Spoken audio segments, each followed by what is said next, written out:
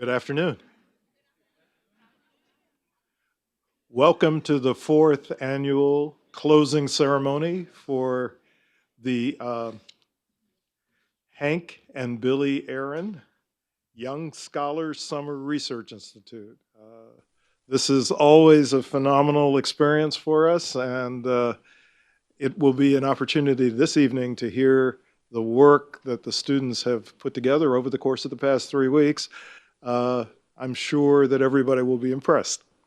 I'd like to thank at the outset the faculty members for the Summer Institute, Mr. Darrell Bradshaw, Ms. Tiara Russell for Cohort 1, Mr. Raymond Beeman, who has been with us from time immemorial, and Ms. Cheyenne Solorio, who is also a returning teacher for us in Cohort 2, and Ms. Jackie Batts with Cohort 3. And Ms. Jackie Batts had the third cohort of students read Carol Anderson's White Rage this summer and simultaneously managed to complete all of their research projects. So we're very, very pleased and impressed with that. I'd also, thank you. I'd also like to thank the Cook Center staff, and I'd like to ask all the members of the Cook Center staff who are here to please stand. Thank you. Thank you. Yeah. And a special thanks to Dr. Gwendolyn Wright, who truly makes this program happen every summer. Ms. Erica Phillips, our program coordinator, who has joined us just this summer. So she's had baptism by fire in the program, and she's done a terrific job. So thank you for being part of our community. And I'd also like to thank the person who has the calmest demeanor coupled with wisdom on our staff, Ms. Joanne O'Neill.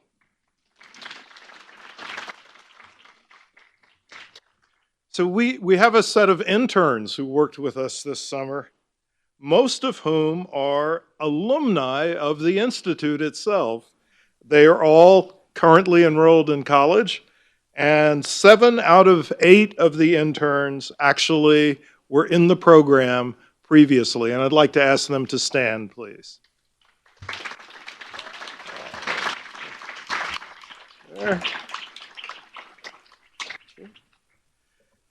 And I'd like to thank the volunteers. There are 3 volunteers for the program. I'd like to ask them to stand also. Please, our volunteers.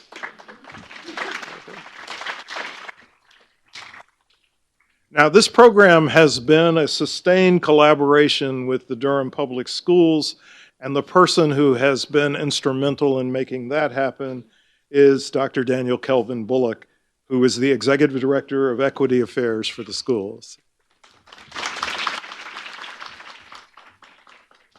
Now, I understand that we have a large number of luminaries here tonight, too many to name individually, but I would like to ask them to stand as well. The Durham County Commissioners who are present, the Durham Public School Committee members who are present,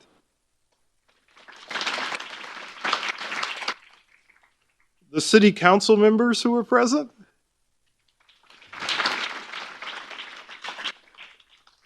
and Jillian Johnson is a Duke alum. And then the representatives of local community engagement organizations who are here, please. You know who you are. Thank you. And of course, it's essential that I thank Mrs. Billy Aaron, who, in conjunction with her husband, has given the Summer Institute the name that it possesses. So thank you so much for being here and for all your support.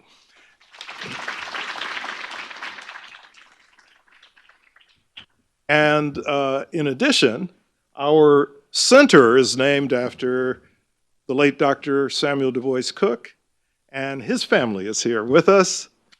Mrs. Sylvia Cook, their daughter Karen Cook,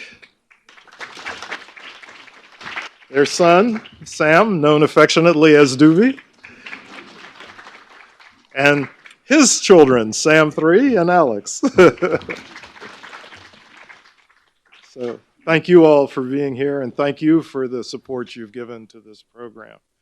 So the next thing on the agenda is a set of remarks from Ms. Bettina Umstead, the school board vice chair for Durham Public Schools. So, Ms. Umstead.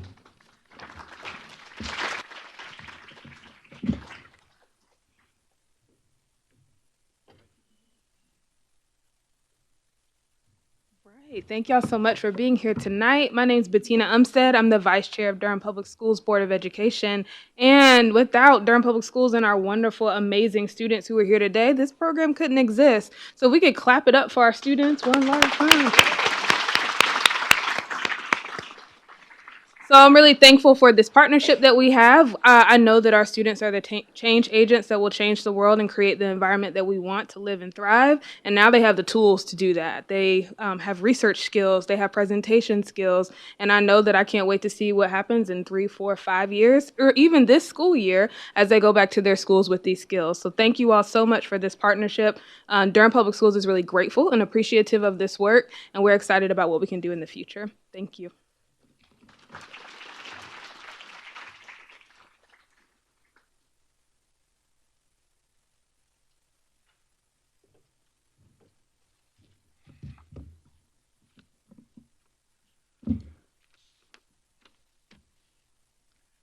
So my colleague, Dr. Sally Nuamah, is a faculty member in the School of Education and Social Policy at Northwestern University. Previously, she was with us at the Sanford School of Public Policy at Duke University, and unfortunately, she's moved on to brighter lights. I wish that we could have kept our lights bright enough to keep her. And as you'll see, our loss is Northwestern's gain because she is ferociously smart. Her research sits at the intersections of race, gender, public schooling, and political behavior. And her first book, How Girls Achieve, from the Harvard University Press, was released in this year. Currently, she's working on another book on the politics of closures of public schools. Before arriving at Duke, she held competitive research fellowships at the University of Pennsylvania, Harvard University, and Princeton University. In addition to research, she is a staunch advocate for young women and a passionate advocate for social justice. She is the founder of Her Story, the TW2 Foundation Girls Scholarship, and she has an award-winning film titled Her Story, based on this work. She was recently named one of Forbes magazine's 30 under 30 in education, and you know, from my perspective, as a cloistered academic, this is really important and impressive. She was awarded an Andrew Carnegie Fellowship, aka the Brainy Award. Sally Nuamah, please.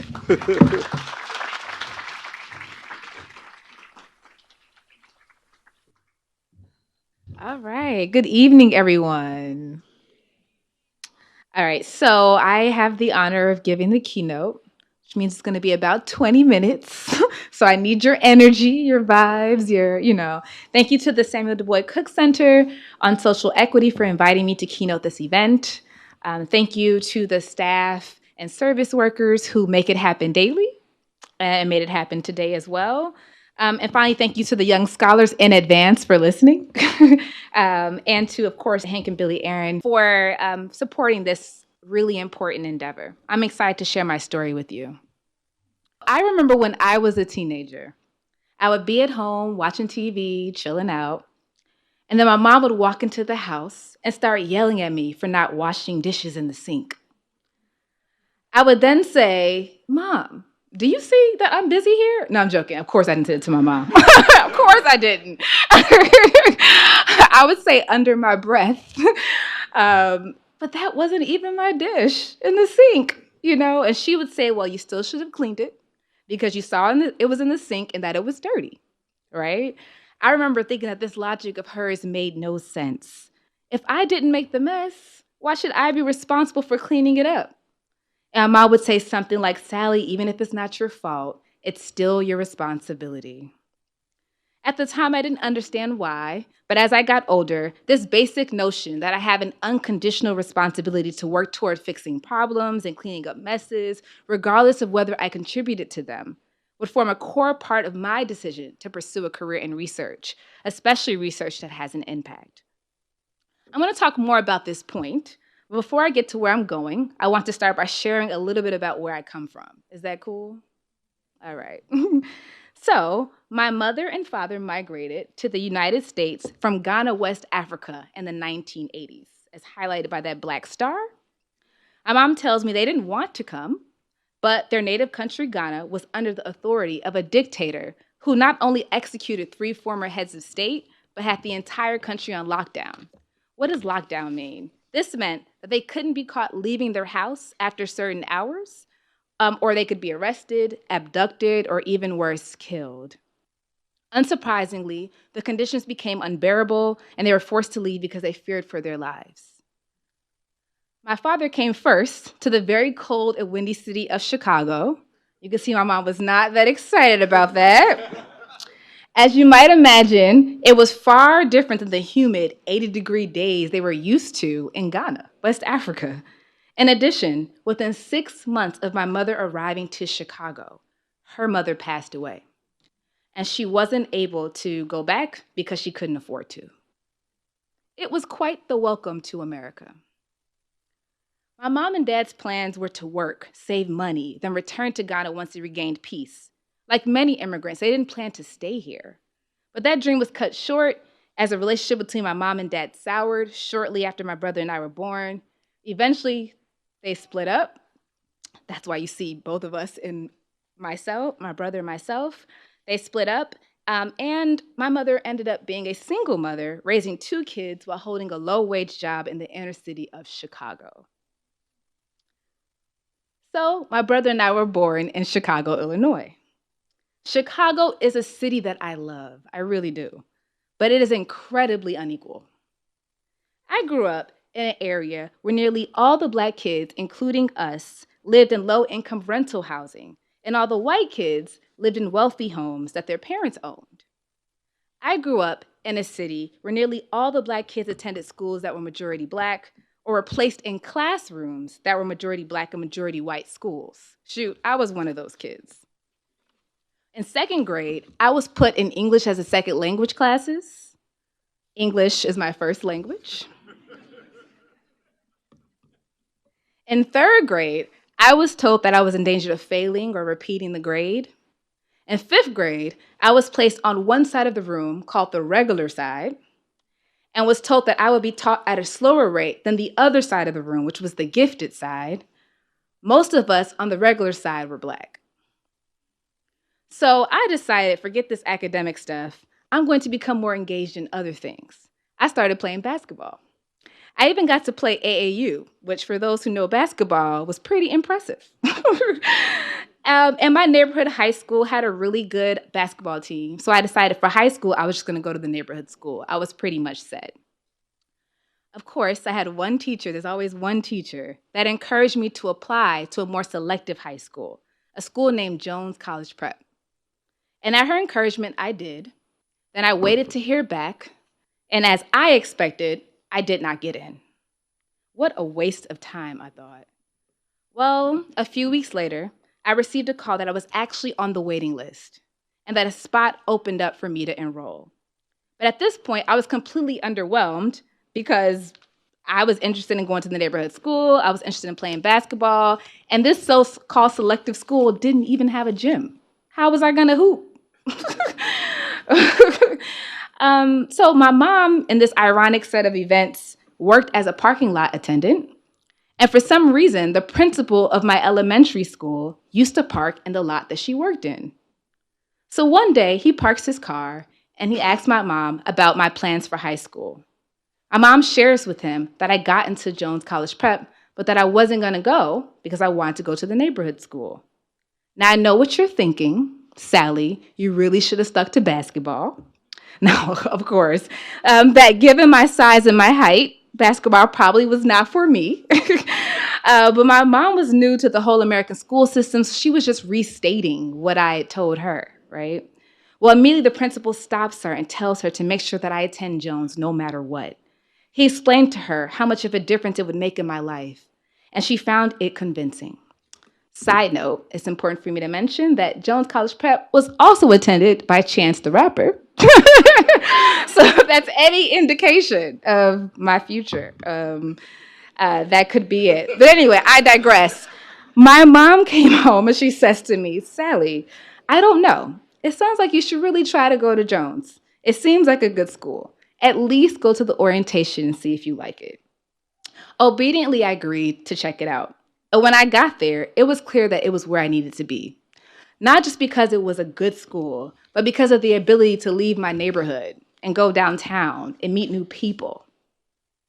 While there, I learned that young people who went to public schools like me were constantly being affected by policies we had no control over. For example, Illinois ranked 49th out of 50th in terms of public school funding. That's one before last. So we were always losing teachers and programs and funding, always getting less. I started to understand why students like me have been labeled failures because of programs meant to divide and track students before we even had a chance to try. I finally understood that the circumstances of my birth, being poor, being Black, weren't really my fault. Once I learned this, I really wanted to do something about it. Well, word on the street was that DC was where the policies were passed. So that is where I determined I needed to be for college. I applied to multiple schools in DC and even more scholarships to pay for it, and was admitted to the George Washington University. I wasn't able to visit before I went because I couldn't afford to, but I knew it was 3 blocks from the White House, so that was good for me. When I showed up to DC, it was eye-opening. It showed me that inequalities existed beyond my neighborhood in Chicago. I learned that these inequalities were everywhere, so I needed to get to work. I applied to intern on Capitol Hill, that's where Congress is, for my then state senator, Barack Obama. And I got it. The very next year, I got the opportunity to study abroad in Ghana and the homelands of my parents. College was feeling like a sea of opportunities. But I learned that poverty had a similar impact on poor Black kids there too. This raised a lot of questions for me that I couldn't answer. Like, why are so many people of color around the globe poor? Why are so many girls in Ghana not in school? Why is Chicago and DC so racially segregated? I had a lot of questions and wanted more in-depth answers, but I didn't know how to answer them. I spoke to a professor about it, and he told me that he thought I would make a good professor. Professor? A career in research? I explained to him that I had no such aspiration. Now let's take a moment and be honest. How many people here have really grown up and thought, I want a career in research? I want to be a professor. I got about 5 people. Got about 5. I had never heard of the concept until I was 18. It doesn't sound as sexy as saying you want to be a lawyer, a medical doctor, a politician, right? Or nowadays, an Instagram influencer, right? It's just not something that you're exposed to so early on. But my professor explained it to me like this. He said, imagine having the power to find out the answer to any question you have, and then designing a solution to resolve it. He also mentioned that if I got into a top 20 school, not only would they fully cover the cost, but that I would get paid monthly a stipend. Wait, I could get paid to go to school? I whispered to him, do Black people know about this? That's a true story. I really said that. In short, I was convinced. I thought about the role of education in changing my life. I thought about my mom, who helped me understand that even though many injustices existed before me, but I still had a responsibility to try to resolve them. And I decided to pursue a career in research that could make a difference. I started with helping girls in Ghana, the homelands of my parents, and a community of colors in my hometown, Chicago. So before I go, I'm going to give you 2 examples of the ways in which I've been able to use my research to make an impact, and hope that for the young scholars in this room, you can get a sense of how you might be able to use yours as well. So in college, as I mentioned, I got the opportunity to study abroad in Ghana. So while in Ghana, I volunteered at a school and met some girls who were striving to be the first in their families to go to college. At the time, and this is still the case, girls were typically educated at much lower rates than boys because they weren't seen as worthy of the investment since they would go on to become mothers, right? I wanted to know more about who these girls were and if they could make it. So I applied to 2 small programs, kind of like the one you're in now, in order to get the opportunity to explore this issue further. After a while, I returned a year later, and I realized, that's a look of being puzzled, that many of the girls had been admitted to college, but they weren't going because they couldn't afford to. The equivalent of basically $500 a year was keeping girls from going to college, even though they had been admitted. Now, I was pretty broke myself. I told you about my beginnings, but I knew firsthand the power of education to change lives. So I wanted to try to help. I created a short film titled Her Story to raise awareness on the issues they faced. And then my hope was to use the film to raise money in order to provide scholarships for these girls. Over 2 years, I was able to screen the film over a dozen times in the US, Caribbean, Europe, and Africa. And with the money raised, I was able to provide scholarships for each of the girls in the film and many more.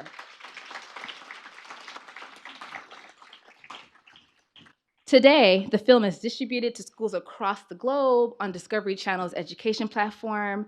Our first graduate of the program actually runs the program now. They've designed the program completely themselves. We've had multiple girls admitted to programs at Harvard University, enrolled in master's programs, and several others that have gone on to take senior leadership positions in Ghana. The best part, these girls were the first in their families to attend and graduate college, and now their younger sisters are attending college as well. What started as a research project because I was simply interested in learning about how education can be used to help poor girls of color turned into a program that has transformed entire families. And part of why, the main reason why it's been successful is because it was and still is informed and led by research. So I'll tell you a little bit about how this research has developed. I have continued to focus on how schools can do a better job to eliminate challenges that students face in the classroom, even if you provide scholarships. For example, research shows that 1 in 7 girls in the US feel unsafe in or on their way to school. Research also shows that over 60% of girls report feeling like they're viewed as a sexual object daily. My research has taught me that scholarships may eliminate debt, but they don't eliminate trauma or sexual abuse, for example. So my latest research is used to actually examine how we can create safer experiences for students in schools, even if we provide them with resources or financial capital. This is all culminated in the book I wrote that was mentioned earlier, How Girls Achieve. For me, this is all pretty cool because, again, like my professor said, I get to ask and answer questions about the world that I'm interested in, and then design solutions to help make the world a better place. In all of this, and I'll end with this, I'll make it a point to focus on communities similar to where I grew up, because I know firsthand what it feels like to be in their shoes. On that note, I'll provide one last example. As I mentioned earlier, I was born and raised in Chicago, Illinois, but I went away for college. Well, I came back for graduate school because I really wanted to help my community. And then I found out that everything changed. The old rundown gas station by my house became the flagship Apple store. All the housing projects were converted into overpriced condos. Gentrification hit hard, much like what we see in downtown Durham today. So as you would probably expect, most Black families could no longer afford to stay in the neighborhood. But for the families that remained, there were several questions raised about what to do about these now under-enrolled schools that the children of the neighborhood once attended, right, when it used to be a largely African-American community. One major proposal on the line was to close them. But most of these closures would take place at schools with majority African-American populations. So I saw parents fighting for their schools to remain open, as if it was an issue of life or death. You see, these schools weren't just places to learn academics. They were after-school programs, community centers, health clinics, places of employment, political meeting sites, and so much more. As a daughter of the neighborhood, I could relate. Public school was the only reason why I had the opportunity to be here before you guys today. And so, again, I wanted to figure out how my research could do something about it. Nonetheless, the very next year, before I could even try to make a difference, Chicago still went on to close the most public schools that any city has had in a single year in history. 50 schools were closed. Now I'm going to go into professor mode, if you don't mind, and show you guys a little map. So this is a map of Chicago. The black dots represent the schools that were closed, and the darkest shaded areas represent the areas of the city that have a largely African American population. What this basically shows that the school closures occurred largely in areas that were African American. More specifically, 90% of the closures impacted majority African American communities. So I felt terrible, as it seemed my research was moving too slow to make a difference. But then in 2017, I received a call from a small organization seeking to use my research in their case to try to stop a closure. This was a school on the south side of Chicago that was majority African American. I agreed to write an expert report using my work, and within a few months, this school became the first school to receive an injunction from a state judge to stop the closure. As I speak today, this school remains open, and these experiences have taught me a lot about the power of using research to make an impact. First, that it takes time to make a difference. In both cases, it took me nearly 5 years before I could document a tangible impact of my work, but it was a lasting one. I have learned that research may not be the loudest form of protest, right? Like Twitter protests or other things like that, but it can be just as powerful, if not more powerful, especially when you keep it about the people and about the issues and about community. This research has also taught me that you must help others along the way, even if you aren't exactly where you want to be. When I started the scholarship, I was a broke student. And to make matters worse, my mother had just lost her job. It was rough, but there were others that had it worse. And if I had waited until I reached some specific level of success before helping them, then 30 girls and counting would not have become the first girls in their families to go to college. Finally, it taught me that I cannot accept my personal success as enough. Yes, given where I come from, my ability to stand up in front of you guys today is a success. Similarly, for many of you all in this room today, you are already on the path to success. And I have no doubt that you'll continue to be successful, hopefully, as a person doing a career in research. Still, we must understand that our individual success is meaningless if it's not tied to the success of everyone around us. To be sure, when I was helping schools in Chicago, I already had a fancy job by that point. I could afford to leave the neighborhood, as so many schools had already been closed.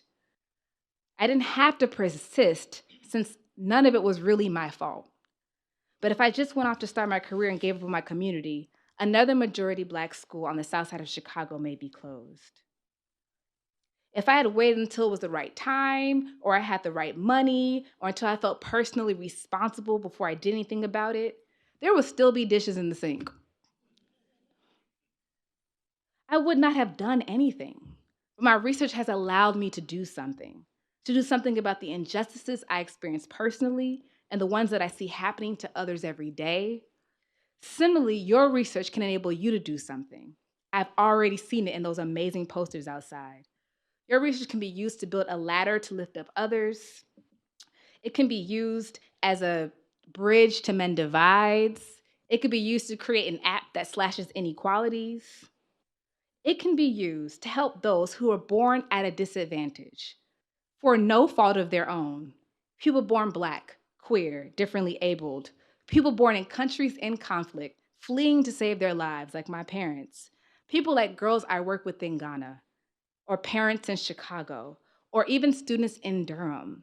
You can help them have a future beyond their wildest dreams. Thank you.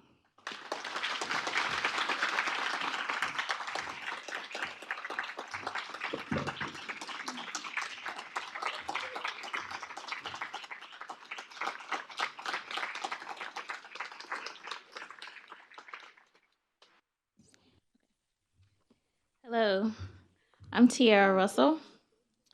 Mr. Bradshaw and I, we had the pleasure to work with the scholars in Cohort 1.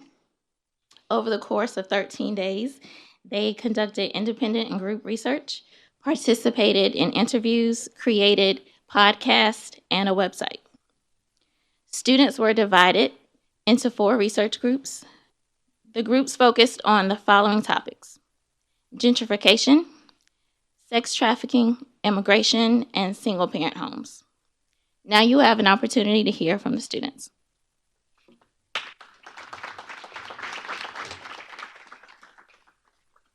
Good evening. I'm Victoria Alcindor. I go to Riverside High. Today I'll be talking about immigration in the United States. So I want to start off with giving you the definition of immigration, which is the action of moving from a previously inhabited country to another. And as we know in the United States, it's in the media and from certain citizens it's a negative connotation of immigrants.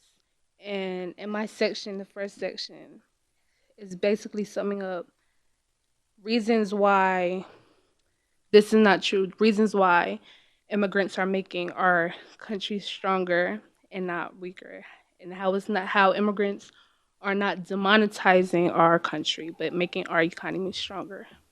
So, passing it to Darlene.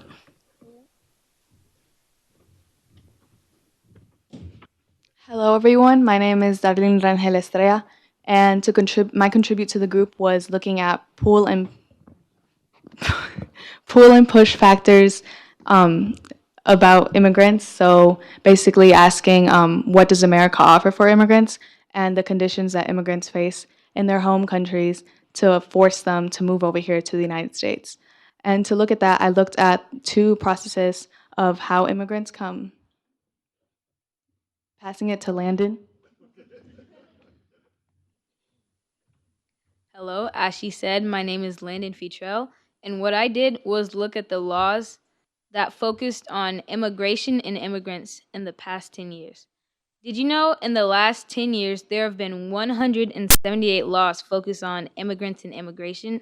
Arizona recently passed a law known as the SB 1070 law, and what this does is allows police to pull over anybody who they think could be an undocumented immigrant. And something interesting about this is they don't need identification. If they feel the need to take them away, they can. Passing it to Josiah. Hi, my name is Josiah Talley. I go to Lakewood Montessori Middle School, and I'm a rising 8th grader.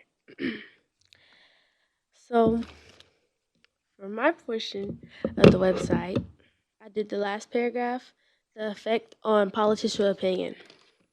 So my question for this research project was, how have political figures influenced our opinion on immigration? Did you know that Obama deporting more immigrants during his 8-year term cannot be compared to deportations under Trump's current term? President Trump has made major promises during his campaigns, and the only one he took action on was fixing and building a wall. Political figures create our further opinions on immigration based off our current opinions. Political figures try to please society. That's how they influence us and gain more supporters for their campaigns. And also, we have some propaganda on our website if you go look at it, so make sure you check that out.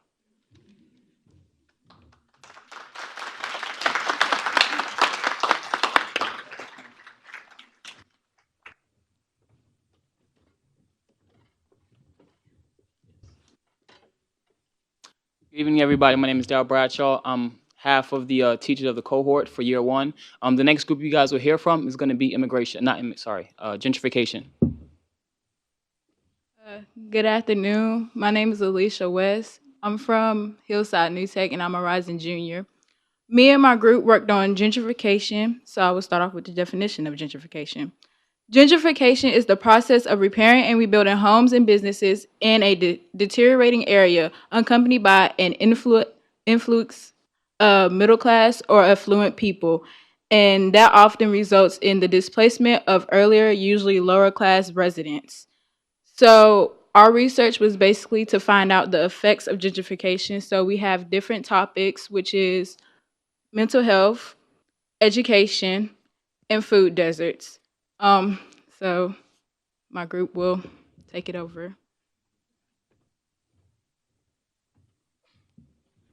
Greetings, everyone. My name is Mikhail Ali, and my research question was on food deserts and how low-income communities get deprived of nutrition. Studies have shown that many low-income communities many low-income communities. Studies have shown that many low-income communities. Sorry, I go to my scene. Studies have shown that many low-income communities live in food deserts. A food desert is an area with little to no access to healthy foods. I have found in my research that the nutrition gap in low-income communities has less to do with how close you are to a grocery store and more to do with racism, affordability, ability to grow your own food, and food gentrification. Food gentrification is the rising prices of healthy foods, which leads to low-income communities not being able to afford healthy foods. One solution is community-driven initiative, such as Sankofa Farms. Sankofa Farms teaches inner-city youth, particularly Durham, on agriculture, beekeeping, the importance of their history. Sankofa Farms allows students to become change agents in their communities. When youth are involved in the community, it allows the changes to become sustained over time.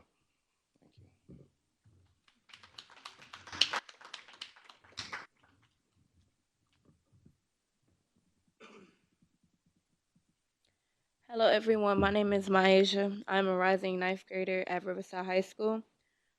My research is focused on gentrification, and in particular, I talk about how gentrification relates to mental illness. Research has shown that people being displaced due to gentrification suffer from anxiety and depression. Some symptoms of depression is anxiety, hopelessness, social isolated, and lots more. But what made me research this topic was in my neighborhood, there is a lot of gentrification happening and displacement, and I just wanted to know more about it. So I tried to figure out ways to solve it. And for more information, you can go check our website. And we also have an interview on it. Thank you.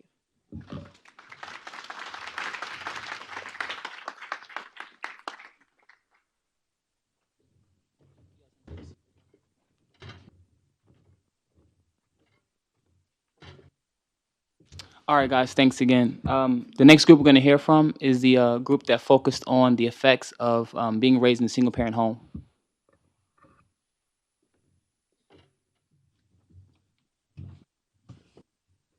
Good evening, welcome. My name is Junior Ellis Cami. Thank you so much for coming. And today my group and I will be speaking on the topic of single parenting. First up is Gabby Armstrong.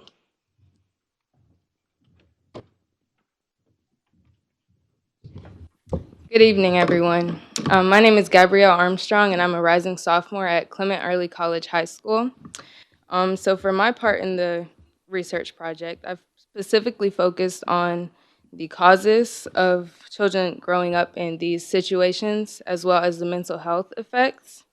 And I found that some of the most common causes for single-parent households are death or incarceration of a parent, divorce, and people having children out of wedlock on purpose. All right. I also found, in terms of mental health, I found that children who were raised in single-parent homes were 3.8% more likely to be diagnosed with depression or anxiety between the ages of 2 and 17 than children who were raised in two-parent households. Thank you.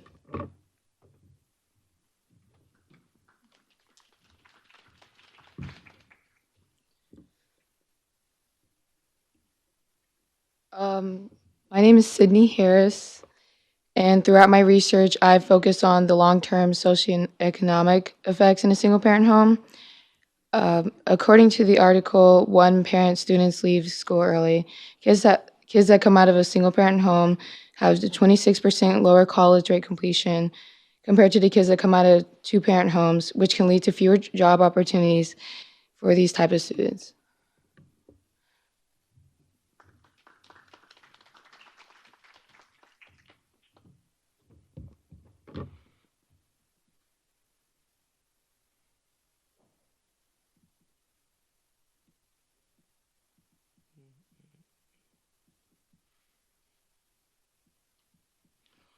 Hello, my name is Andwele Baker, and I'm a rising sophomore at Jordan High School. My research was on how many kids are in single-parent households as of now, and I compared the income of a single-parent household versus a married household. And what I found out that was the average income for a single-parent household is $41,000, and and a and the average income for a married household was $90,000. That is more than double of the single parent household, which shows how important one person can affect a household. I also learned that 35% of kids in North Carolina live in single parent households. My research also shows that the percentage of single parent households is rising. I also did a podcast on single parenting, and if you go on the website, you can listen to it.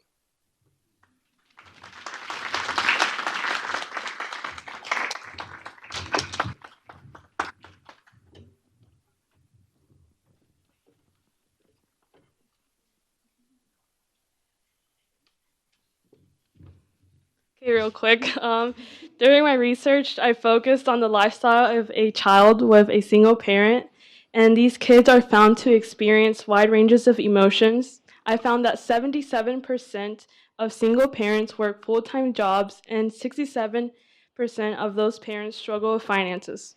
20 million kids who are missing a parent are 5 times more likely to live in poverty and commit suicide, 9 times more likely to drop out of high school, 20 times more likely to end up in prison, and 32 times more likely to run away from home. Thank you. All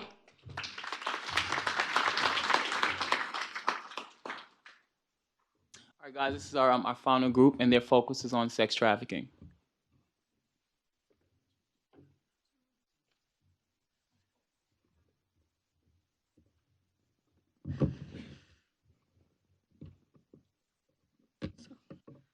Good evening, everyone. My name is Jessica Robles Gonzalez, and I am a rising sophomore at J.D. Clement Early College. And today I will be introducing to you our topic. So, through 3 weeks of research, my group has focused on 5 sections and summarized them down to 5 questions to fully inform and grasp the reader about our topic, which is sex trafficking.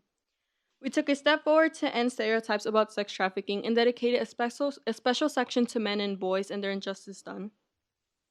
Each of us were assigned a specific question and research about it for our website. My question is, what is sex trafficking? So, through research, I learned that sex trafficking is human trafficking involving the use of force, fraud, or coercion to obtain some type of labor or commercial sex act. It estimated about 4.8 million people are trapped globally in sex labor. 65.8% being children, 25% being men and boys, and 75% being women and girls. My teammate, Portia, will come to explain to you her section, which is about how victims are trapped and kept in.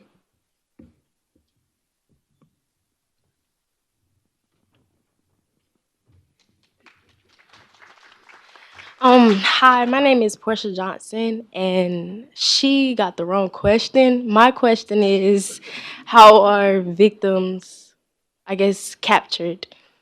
Okay, now starting over. Hi, my name is Portia Johnson. I'm a rising ninth grader at City of Medicine, and my topic is focusing on how do sex traffickers capture their victims. Many sex traffickers attain their victims by appealing to their emotions. Sex traffickers basically like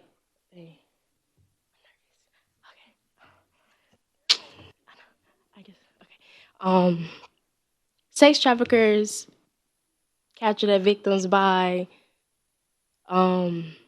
when they're running away, homeless, sexually assaulted, or socially discriminated. Yeah.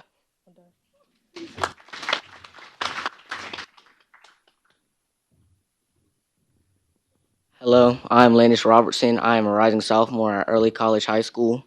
My question was, what keeps sex trafficking victims entrapped? My research found that the main thing that keeps them entrapped is fear. This can be fear of the trafficker and consequences of running away or doing a bad action, which can lead to really bad things like them being harassed or them being trapped in like certain places. Or this could be also fear of law enforcement because the trafficker can tell on them and they can be deported, or sometimes law enforcement even gets paid to turn the other cheek and just leave them alone or report them back to their trafficker if they try to run away. Other ideas that I had were isolation and lack of knowledge because people don't know the programs when they're brought over to America that can help save them from what they're in and things that happen to them while they're here. I also had the selection on some solutions. The main solution is education, so we can help people learn the indicators and how to fight against trafficking. If we tell people how to fight it, then we can help report them to the government, and the government can handle it from there. The government has also made many initiatives and laws that will help us to capture these traffickers. For more information, you can go to our place on the website.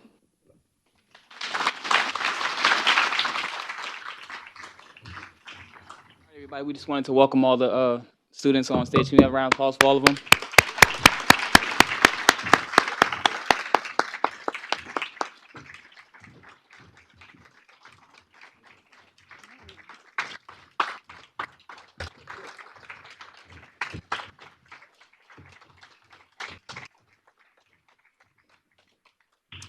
Okay, so just really quickly, for those of us that may not be familiar with the way that it's kind of set up, our year one was kind of a general introduction to research. What these students were able to do in a month, in my opinion, was remarkable. I am a Durham Public School teacher, and I was delighted and privileged to work with them this summer. At the same time, they were able to pull together maybe 30 research topics into these 4 groups, and they were able to kind of work as a team, do work outside of school, be able to develop these research questions all on their own. All we did as instructors was just guide their intellect and allow them to just kind of have free reign to be creative in their research. So the website is amazing. We also have a documentary that's going to be added to it later on. So it was just an amazing experience. Thank you guys for allowing me to do so.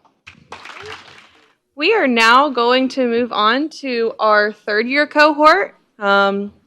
They produced the papers that you all see in your program, and they are now going to present their research to you all in PowerPoint slides. So our first up is Catherine. Good evening. My name is Catherine Kiplagat, and I am a rising 10th grader at City of Medicine Academy. I did my research on the effects of quality mental health treatment in prisons on recidivism rates.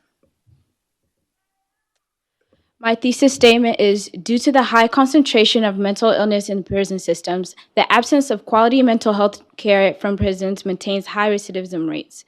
Inmates who receive quality mental health treatment while incarcerated are less likely to become repeat offenders. My driving research question is, how does quality mental health treatment in prisons impact recidivism rates? So the scope of my research was to see if implementing quality mental health treatment in prisons will reduce the reentry rates of people with mental illness. The United States holds 25% of all the world's prisoners, but also serves as the nation's largest mental health institution.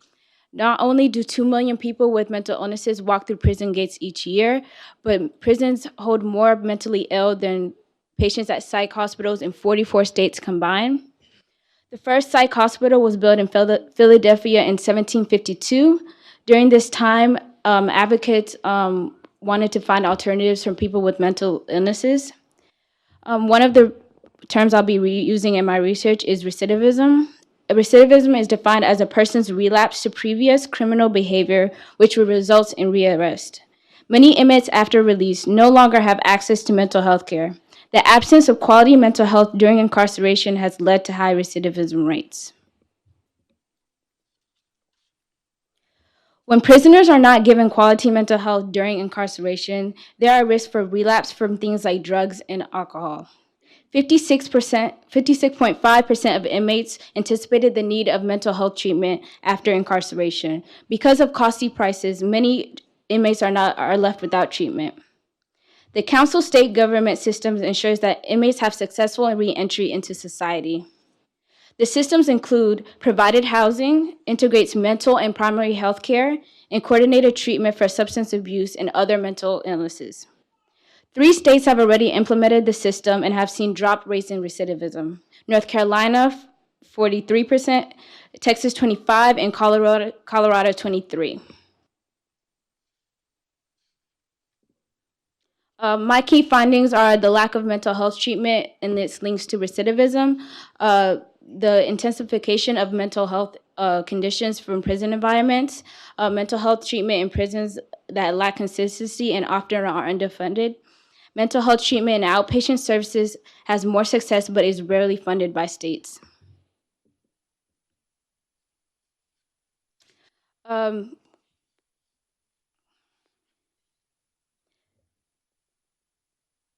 Recidivism, inmates can be at,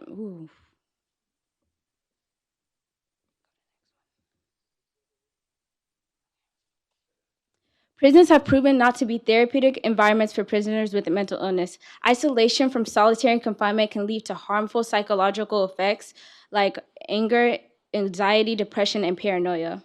A qualitative study from the BMJ Journal showed that prison environments actually encourages the misuse of drugs.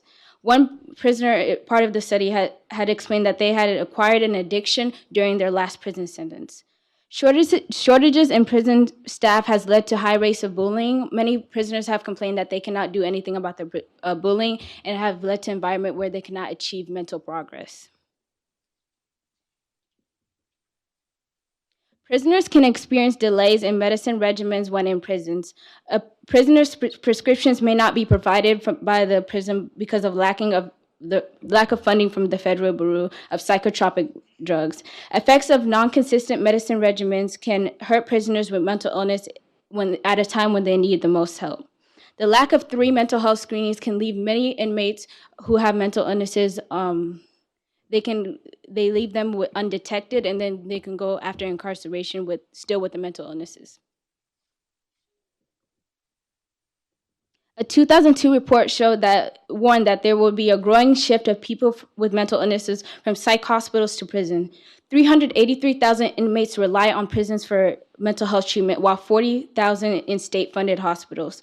One of the methods in outpatient services are intensive care management. In this program, prisons meet individually with professionals to come up with goals and achieve their goals to help their mental progress. Prison environment and care provided during incarceration play a crucial role in the risk of reentry that people with mental illness face. Providing prison inmates with mental illnesses quality mental health care has shown a reduced rate in the rate they return to prison. Thank you.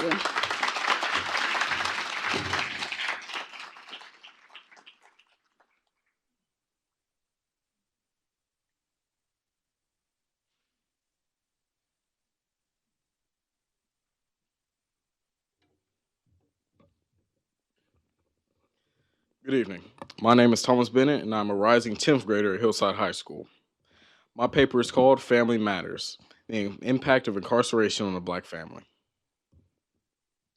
My thesis statement is by removing primary wage earners and caregivers, incarceration has detrimental effects on African American households by straining their financial stability and causing emotional trauma. My research questions the impact of incarceration on financial and emotional stability in African American households. Mass incarceration disproportionately impacts the African American community, given that African Americans are incarcerated at 5 times the rate of white Americans. Incarceration not only impacts the social mobility of inmates, but also their families. Some key findings that I have for this paper are that incarceration that takes away wage earners can cause significant economic strain to a household. Incarceration with family member can lead to a variety of emotional trauma in children like aggression, behavioral problems, and social marginalization. Because African Americans are disproportionately incarcerated, the African American family is particularly impacted by these outcomes. Incarceration can have a large impact on family spending due to visitation. Traveling costs and even phone calls can quickly add up.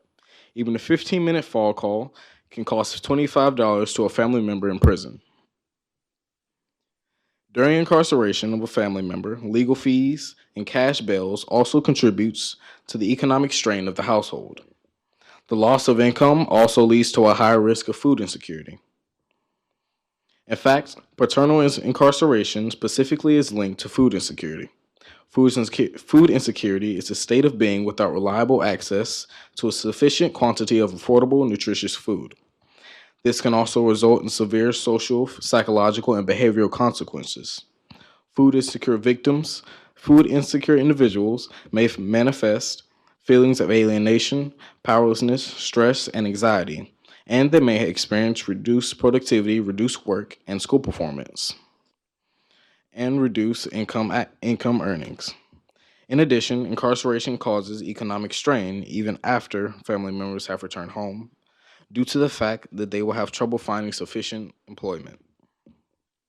Having a parent incarcerated can heighten the risk of divorce due to the separation of family. Not only can the absence of a parent or spouse cause emotional stress, the economic strains because of incarceration also contributes to the stress of the household. Essentially, it becomes a never-ending cycle. Additionally, antisocial behavior is also seen in children with household economic strain. The ACLU advocates for elimination of incarceration as a penalty for certain classes of low-level nonviolent offenses. One suggestion to address economic strains is a federal job guarantee that specifically helps formerly incarcerated, which would help combat the struggles of reentering the workforce. A reform for emotional strains that can impact households are free counseling and therapy sessions, which can help some of the mental strain and stress of prison life to civilian life, as well as for the family that is impacted. We know that incarceration has more negative outcomes than good, especially for the African American family. Further research needs to be done to evaluate the effectiveness of programs designed to mitigate the effects that incarceration has on families. Thank you.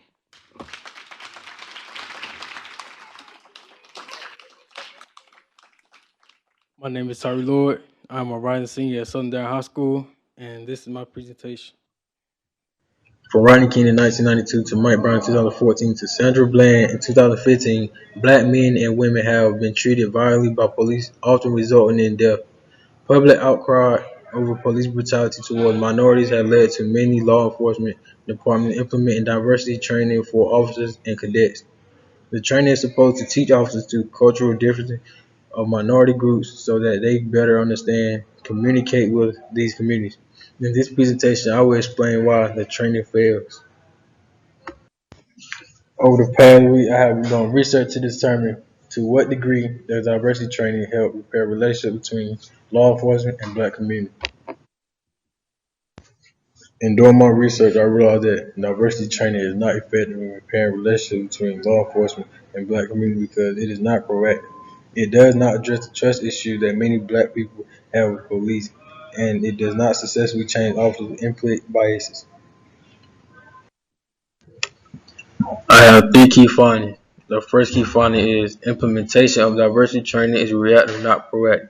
The second one is diversity training does not fix implicit biases within law enforcement.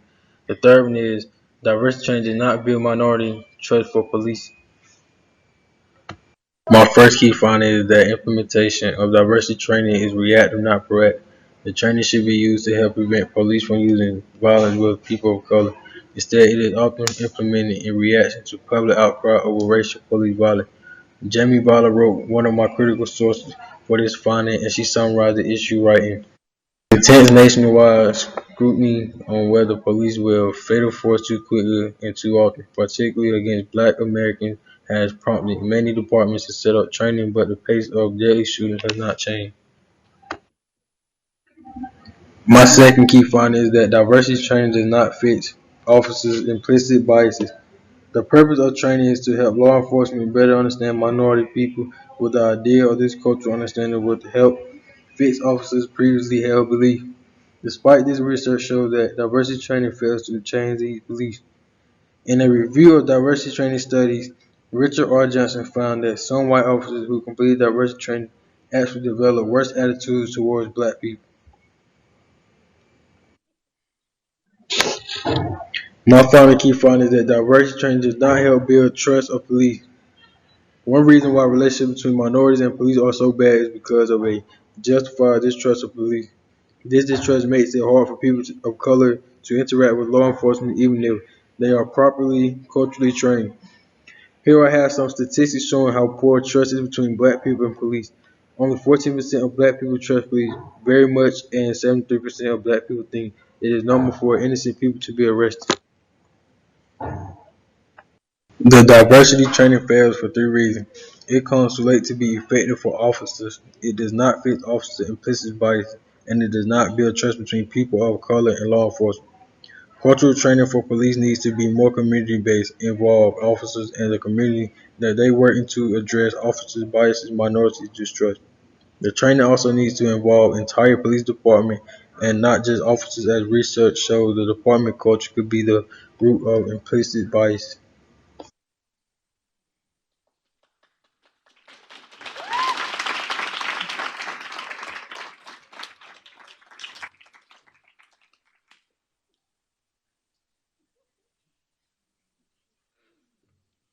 Good afternoon. My name is Samuel Dixon. I attend J.D. Clement Early College High School, and I'm a rising junior. Let me go back. My paper was about financial literacy. My title is Financial Literacy Makes a Difference, How Financial Literacy Education Impacts African American Youth. My thesis statement is, due to institutional racism, financial literacy does not significantly impact the acquisition of Black wealth. Although financial literacy alone does not close the racial wealth gap, it does yield positive effects towards retirement, financial self-efficacy, and generational financial knowledge. My research question, to what extent does financial literacy in public school curriculum impact the wealth of African American communities? Here are my findings. Financial literacy has little to no impact on the racial wealth gap. Financial literacy classes yield positive outcomes in making better decisions on how to manage and grow your money. Financial knowledge can be passed down through generations. That's my last one. Financial literacy has little to no impact on the racial wealth gap. Initially, this research project sought out to discover whether or not financial literacy could impact the racial wealth gap in America. Although I discovered positive outcomes of financial literacy classes for African American youth, financial literacy will not close the racial wealth gap.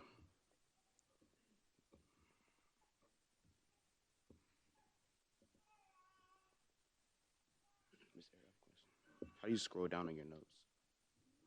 How do you scroll down on your notes? Okay. To apply the racial wealth gap can be fixed with financial literacy takes the blame away from intentional racist policies that have created it. A study about the impact of personal finance education delivered in high school and college courses shows education delivered through school curriculum have shown that the financial competency of secondary school students is positively impacted by widely delivered consumer and financial education. For example, students that are enrolled in high school curriculum created to teach financial management were tested immediately following and 3 months after taking these classes in personal finance management. They found increased financial knowledge, improved financial behavior, high levels of financial efficacy, resulting from participating in the high school financial planning program. This is great because kids can make better decisions for their future. A study about state curriculum mandates and student knowledge of personal finance found that out of all 50 states in the US, 20 states are found to articulate some form of education policy in the specific area of personal finance. Out of these 20 states, only 10 administers to students. Only 10 concepts are administered to students, and 3 states require the teaching a specific course. The remaining 9 states set standards without specifying curriculum content, sequencing or testing. In 2 states, Illinois and New York, the curriculum mandates that a specific course to be taken and that students tested on their financial knowledge concepts. Also, there are states that have financial literacy tied into civics or math classes, but there are not that many states that mandate a pure financial literacy course. If people have parents who have retirement plans or have successfully retired, they are more likely to do so as well. Research indicates that most financial knowledge is passed down generationally. A study done that assessed financial literacy showed that students whose families were more financially literate scored higher. For example, those parents that owned stocks were more than 8 percentage points more likely to answer the risk of diversification questions correctly, and those whose parents had retirement savings were 6 percentage points more likely to answer questions about pensions correctly. For the ones that do not have parents with financial knowledge, their main source of financial literacy, once again, is through the school system. For families without financial knowledge to pass down, these classes are even more important. I argue that financial literacy classes could substitute the generational financial knowledge that is passed down. In conclusion, although finance curriculum is a prominent issue in public school education, the effectiveness of mandated financial literacy in public schools cannot be tested until courses and programs are implemented fully. Therefore, further research can be done. Although this paper has concluded that regardless of implementation in public school curriculum, financial literacy will not impact the racial wealth gap, there are still positive outcomes of financial literacy for African Americans in regards to retirement, financial self-efficacy. Despite these positive impacts, institutional racism, socioeconomic, and political structure barriers need to be addressed in order to make a meaningful impact on Black wealth.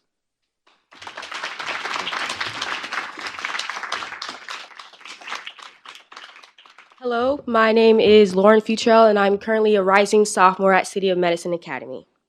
Tonight, I will be presenting about cultural competence in the healthcare and the analysis of the underrepresentation of Black female healthcare providers. My thesis statement is, an increase of African American women in the medical field will most likely result in better health outcomes for the African American community due to greater cultural competence and the ability to combat value distrust. My research question is, to what extent will an increase of African American women healthcare providers produce better health outcomes for the African American community? As the U.S. grows more diverse, the medical field is far behind, resulting in the lack of Black female doctors and physicians. There are 7.7% of Black doctors in the U.S. and 2% are Black females. Conversely, African Americans are currently leading the mortality rates from heart disease, diabetes, and childbirth. According to the CDC, Black mothers in the U.S. die at 3 to 4 times the rate than white mothers, one of the wildest of all racial disparities in women's health. Put in another way, a Black woman is 22% more likely to die from heart disease than a white woman, 71% more likely to perish from cervical cancer, but 24.3% more likely to die from pregnancy or childbirth-related causes. My key findings are as follows. Cultural competence. One of the major findings of this research is that one factor that can contribute to these health disparities in the Black community is a lack of cultural competence. Cultural competence describes the ability to provide care for patients with diverse values, beliefs, and behaviors, including tailoring healthcare delivery to meet patients' social, cultural, and linguistic needs. Consider an example from the National Student Nurses Association, in which a nurse caring for a diabetic patient disregards the patient's spiritually informed dietary restrictions. If the patient doesn't eat the food, it can trigger to a chain reaction leading to delayed eating and impaired insulin administration.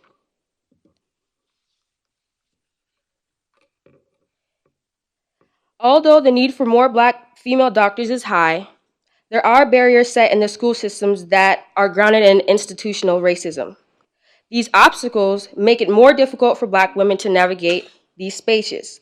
That can mean that Black women don't receive adequate support when navigating through high school and college from teachers and counselors. Like I said before, cultural competence is a key in health outcomes because it can help strengthen relationships and trust between doctors and their patients. Routine preventative care impacts health outcomes greatly and improves relationship with doctors and their patients and that could significantly improve the frequency in which historically marginalized people seek preventative care. Given the health outcomes for the African American community, there is an urgent need for quality solutions. One possible solution is to recruit and support people of color in the medical field. There needs to be equitable support and opportunity and access for all races and genders. The second is that cultural competence needs to be a significant part of medical and healthcare training. Thank you and have a great rest of your night. Good evening, friends and family. My name is Alana Pettifer, and I'm a senior at Early College High School at North Carolina Central University.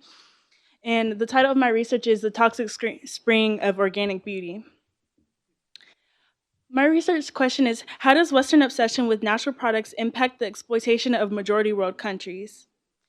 And my thesis statement is, Western obsession with green beauty motivates cosmetic companies to exploit people of color in majority world countries for their human and natural resources. Before I proceed, I'd like to define two words. First is First is green beauty. Green beauty is the idea of where being environmentally conscious interconnects in the context of personal care and beauty. The second term is majority world countries. The term majority world reflects a view that most countries in the world live in circumstances with different resources from those in the minority world. Minority world is used in preference to the terms developed countries and the global north. The terms developing countries and third world countries are inappropriate because the term developing places Western nations on a pedestal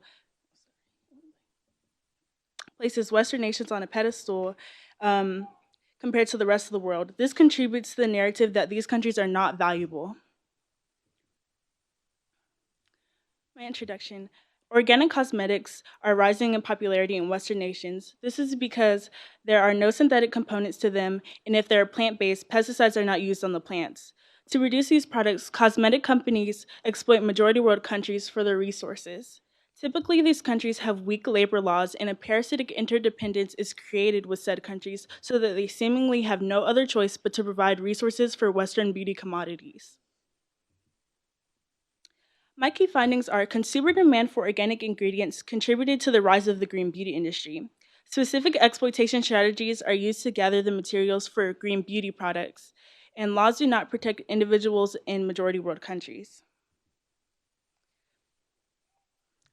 The rise of green beauty. To expand on my first finding in my research, I examined how green beauty industry gained so much popularity. During World War II, the green beauty industry saw major losses in revenue because women stopped wearing makeup. So there are a lot of post-World War II efforts to recover that loss in revenue. Along the way, companies put a lot of chemicals in their products and used mal-business practices. So in the 80s, women demanded for fair trade and safe products. Although brands try to encompass being both organic and fair trade, there are some products that cannot be both. Exploitation strategies. Companies outsource to other countries for labor. This is so they can find people who will work for a lower amount. In the process, they ignore human rights violations like child labor. Shea butter is a very popular product and is typically exported from West Africa. Only women are allowed to harvest shea nuts and turn them into shea butter. There have been efforts to increase the wages of these workers. However, these efforts have not been effective. In India, children are used to mine a mineral called mica. This mineral is very valuable because it is used to make makeup products shimmery. Typically, children gather and purify the material because they're the only ones who can fit in caves to mine them.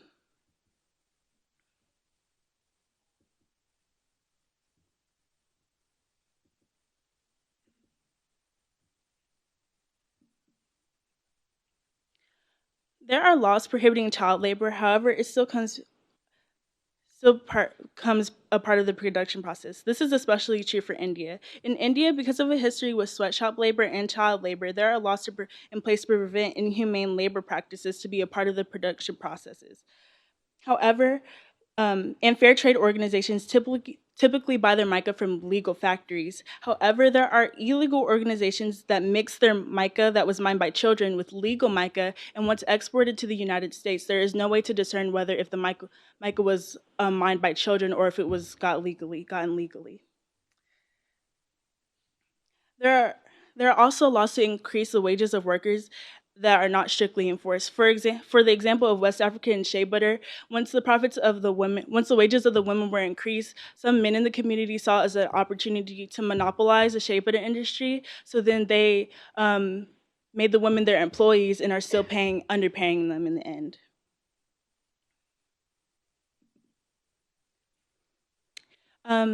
In conclusion, if consumers choose to buy organic products, then they need to have a responsibility to research and know where the resources come from. You should also know what it means to be a fair trade company. On fairtrade.org, you can see specific definitions of what what expectations a brand must meet to be considered fair trade. You should also know which products that you do not have to buy organic. In conclusion, green beauty consumers have a right to be aware of all parts of the production process involved in the things that we purchase. Thank you.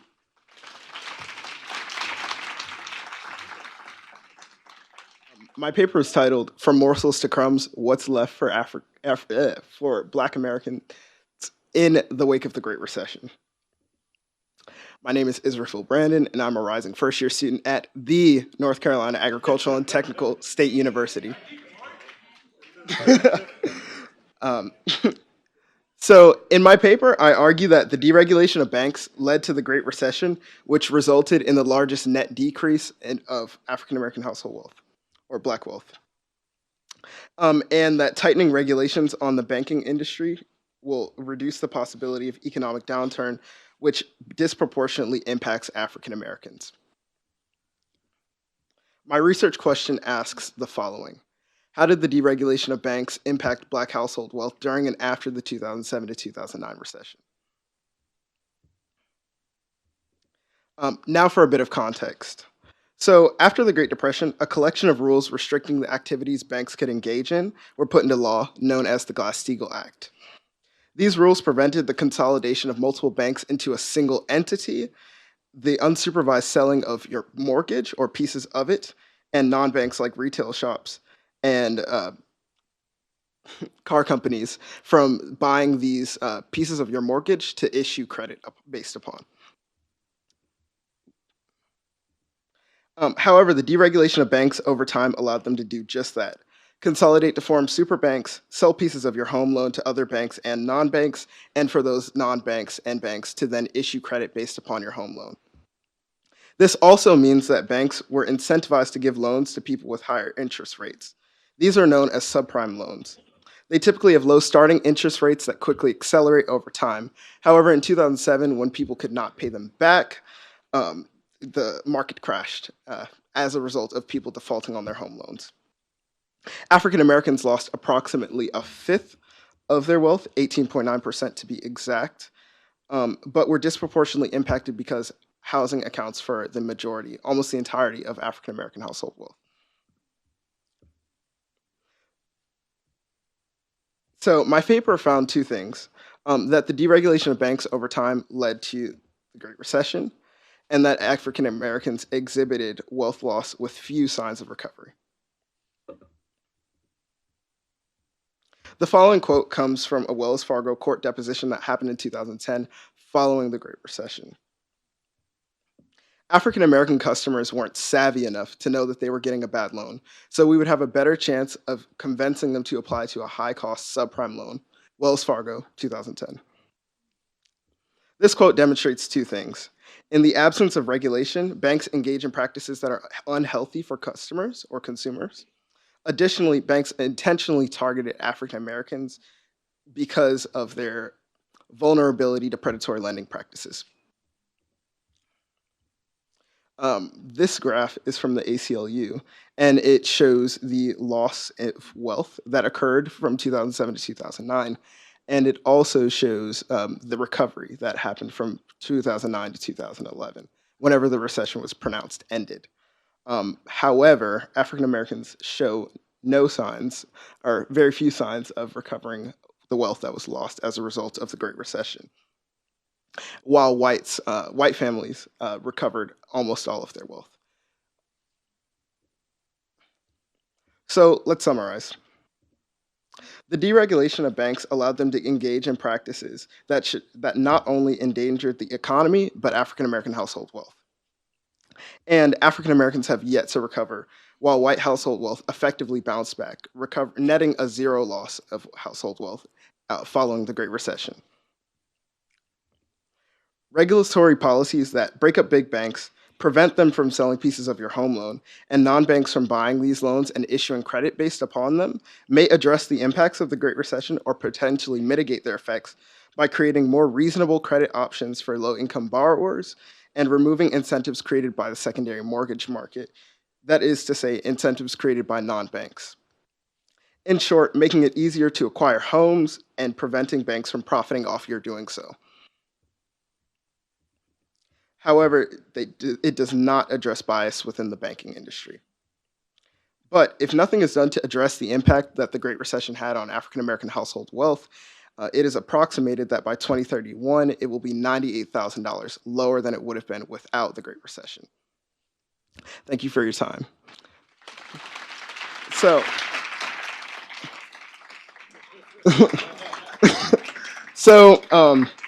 It's tradition for members of the third-year cohort to present gifts to the Scholars Program facilitators and administrators. We would like to do so now.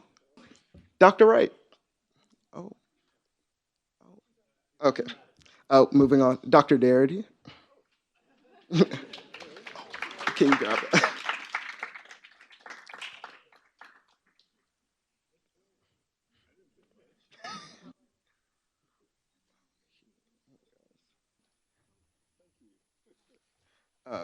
Miss Erica Phillips.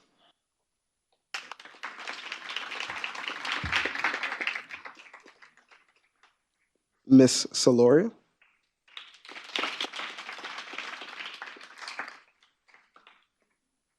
Miss Batts.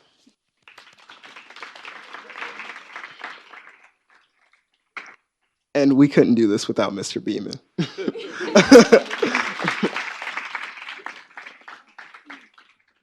All right, please, one more round of applause for our students.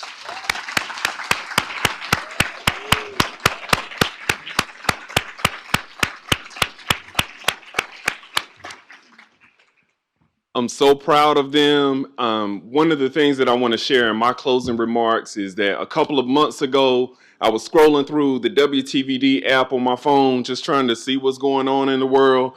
I scroll and I see that some students have stood up and they're making statements about immigration reform and all these types of things. And I was like, well, let me see who these students are. I scroll through, these are young scholars who are now going on to stand up and make their voices heard on different things. Please give them a round of applause for that. About 3 months ago, I had some people reach out to me, say, hey, I want you to sit on this panel. Some students are organizing this forum. They want to talk about the role of SROs in schools and school suspension rates. And I was like, oh, okay, let me see who these students are. Half of them were in the Young Scholars Program who were organizing the event. I just want to say, like, the work that these students are doing is not only going to pay off for us as a society in the future, but it's paying off for us right now. And I would be remiss if I didn't just acknowledge the work that they are doing now is impacting our community now. They are making recommendations, and not only are they making recommendations, but they are moving forward to see the implementation of their recommendations right here in our community. And our future is going to totally hinge on our ability to listen to our young people. They have answers. They have solutions for the problems that plague us. But are we willing to listen? Are we willing to listen to the genius that exists in this room right now?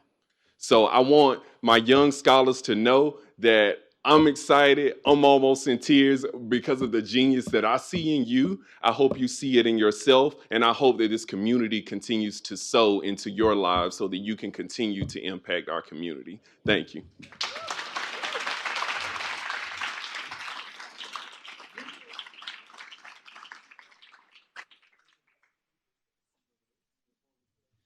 Good evening.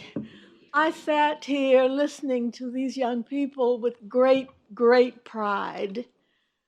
I am, as is my husband who could not be here this evening, so proud to be associated with you and to have you a part of the Billy and Hank Aaron Scholars Program.